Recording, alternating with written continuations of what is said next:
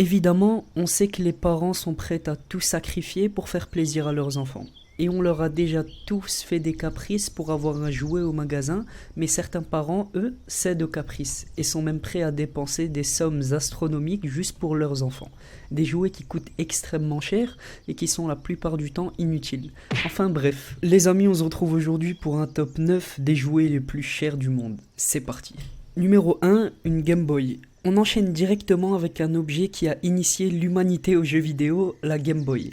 Mais vous allez me dire, qu'est-ce qu'une Game Boy a de si spécial pour être dans ce top?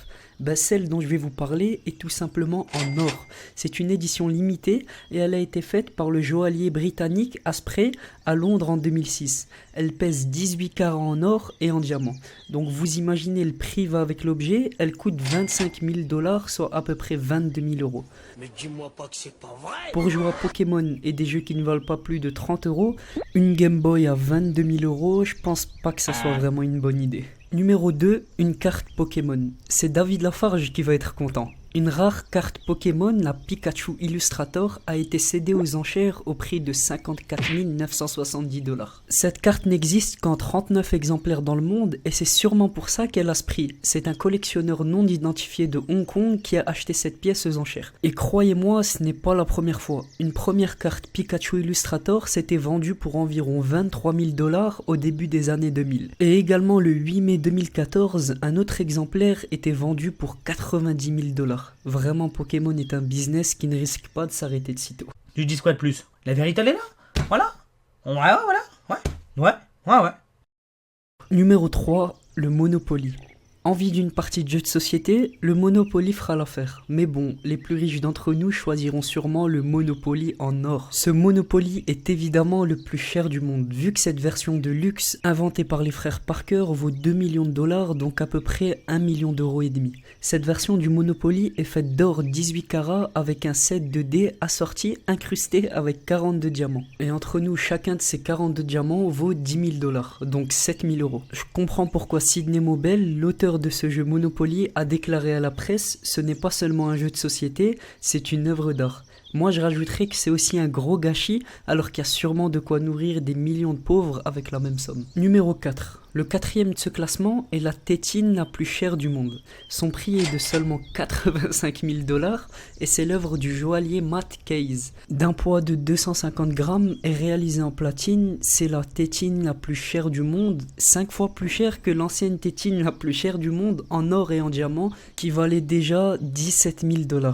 Bon, pour les enfants, pas sûr que ça soit agréable à la bouche vu que c'est en platine, mais à ce prix-là, je pense que c'est les adultes qui vont la mettre en bouche. Numéro 5, la mini-voiture Hot Wheels. Tous les garçons, ou presque, ont été fans de jouer voiture quand ils étaient petits. Mais en voyant la voiture que je vais vous présenter, même les adultes vont recommencer à y jouer. Pour fêter les 40 ans de Hot Wheels en 2008, la société Mattel a fait concevoir une petite voiture et comme la Game Boy qu'on a citée plus tôt, elle est aussi en or mais cette fois-ci en or blanc et possède 1700 diamants. Son prix est de 140 000 $ et c'est une des mini-voitures les plus chères du monde et surtout les plus inutiles. On vit vraiment dans un monde de dingue. Numéro 6, la PlayStation 3. Tous les fans de jeux vidéo ont acheté la PlayStation 3 à sa sortie, mais d'autres, ça leur suffisait pas. Alors ils ont décidé de se faire une PlayStation 3 en or. 22 carats et l'endroit où l'on met les disques est orné de 52 diamants, elle pèse 1,6 kg et coûte 280 000 €. Bon, je crois que je vais passer chez Xbox moi. Numéro 7, une Lamborghini. Et si je vous disais que la voiture la plus chère du marché est un jouet? La Lamborghini Aventador coûte 4,6 millions de $, soit 4,12 millions d'euros. Mais attention ici, je parle quand même d'une mini-voiture. Faite de platine, de fibres, de carbone, d'or et de diamants, c'est clairement la voiture la plus chère du monde. Et pour ceux qui ne connaissent pas les prix, la vraie Lamborghini Aventador coûte 400 000 $. Donc comparé au jouet, c'est vraiment peu. Numéro 8, une maison. 7 étages, 29 pièces, dont un observatoire, une salle des armes, une salle de bal et des balcons.